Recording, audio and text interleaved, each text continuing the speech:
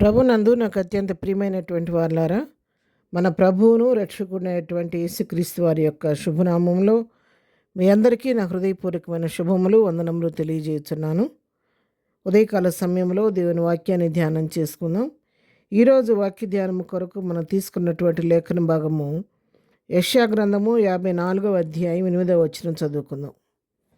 మహోద్రేకము కలిగి నిమిషమాత్రము నీకు విముఖుడనైతిని, నిత్యమైన కృపతో నీకు వాత్సల్యము చూపుదును అని నీ విమోచకుడగు యెహోవా సెలవిచ్చుచున్నాడు. ఆమేన్. దేవుని నామమునకు మహిమ కలుగును గాక.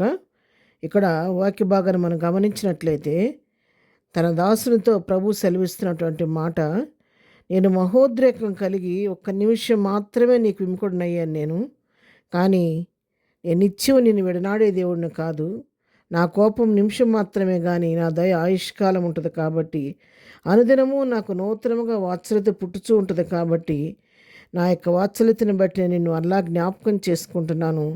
నిత్యమైన కృపతో నీకు నేను వాత్సల్యాన్ని చూపిస్తానని, నీ విమోచకుడినయ్యా నీ విమోచకుడైన నేను నీకు సెలవిస్తున్నానని చెప్పి యెహోవా దేవుడు తన భక్తునికి సెలవిస్తున్నట్టుగా మనం ఇక్కడ చూస్తున్నాం. అవును ప్రియులారా, మరి విలాప వాక్యాలు 3వ అధ్యాయంలో మనం చూస్తే, అనుదినము ఆయనకు నూతనముగా వాత్సల్యత పుట్టుతున్నదని దేవుని వాక్యం సెలవిస్తుంది.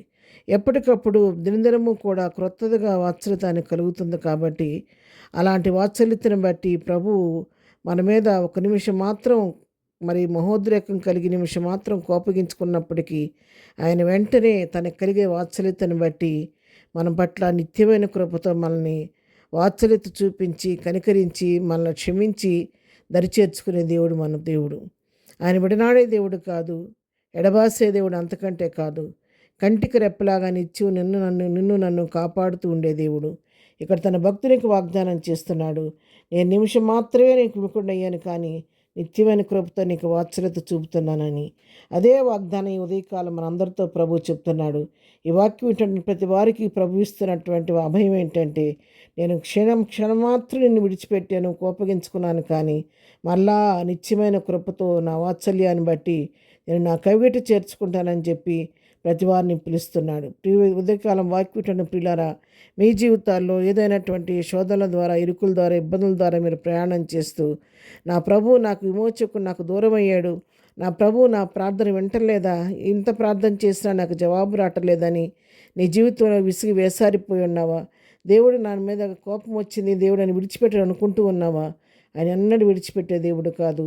ఉదయకాలం నిన్ను నీ కన్నీటిని తుడిచి మళ్ళా తన కవిటి చేర్చుకొని నిత్యమైన కృపతో నీకు వాత్సల్యత చూపించాలని, నిన్ను ఆదరించాలని ప్రభు తన 2 హస్తాలు చాపి ఎదురుగా నిలబడి ఉన్నాడు.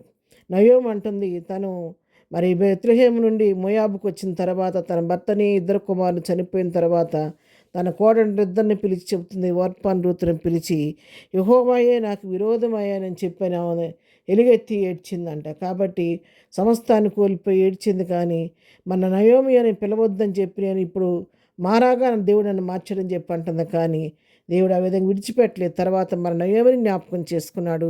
తన వెంబడించి తన కోడలైన రూతుని జ్ఞాపకం చేసుకొని వారిని ఆశీర్వదించి వారి జీవితాలు తిరిగి సంతోషం కలుగు చేసినట్టుగా దేవుని వాక్యాన్ని మనం చూస్తున్నాం.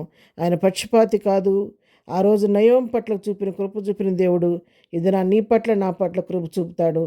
ఈ ఉదయకాలం మీరు ఏ స్థితిలో ఉన్నప్పుడు కూడా ప్రభు సముఖానికి వచ్చి ఆ నిత్యమైన కృప కొరకు వేడుకుంటే ఆయనను క్షమించి మనలా హక్కుని చేర్చుకొని నీ కన్నీటిని తుడిచి నేను ఆనంద బాష్పాలతో నింపి తన నోటి నిండా ప్రభువు నవ్వు కలుగు చేయబోతున్నాడు.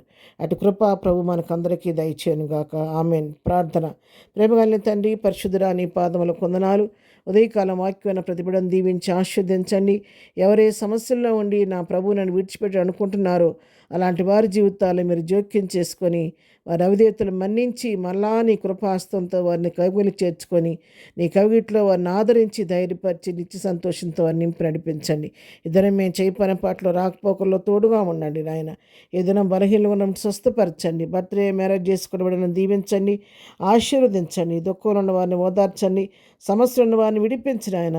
ఎవరే సమస్యతో నీ పదాల దగ్గరికి వచ్చినా వారి అవసరం అక్కర్లని మీ నామలో తీర్చమని, ఈ దినమంతా నీ కృపాక్షేమాలను తోడుగిచ్చి నడిపించమని యేసు నామములో ప్రార్థించడి పొందుకొని ఉన్నాము తండ్రి. ఆమెన్. ప్రభు కృప సదాకాలం మనందరికీ తోడయుండి నడిపించునుగాక. ఆమెన్.